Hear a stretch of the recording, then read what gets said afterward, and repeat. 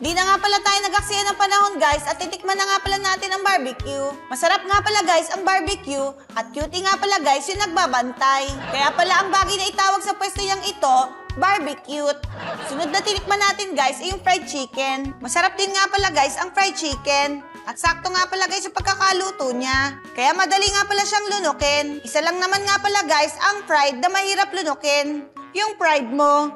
Siyempre, hindi pwedeng hindi nga pala natitikman ang spaghetti. As expected nga pala guys, panalo naman lagi ang spaghetti. Manamis-namis nga pala at swak na swak nga pala sa panlasang Pinoy. Alam nyo ba na ang tawag din nga pala riyan sa spaghetti Boy Scout? Kasi nga pala, laging handa. At hindi nga pala matatapos ang food trip natin guys kapag hindi natin tinikman ang paborito nating lahat, ang lumpiang Shanghai.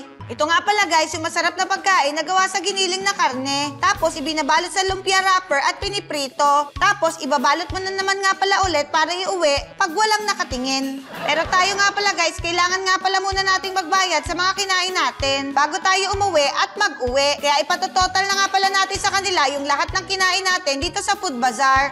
Lahat nga pala sila guys, senyas na hindi sila tumatanggap ng bayad.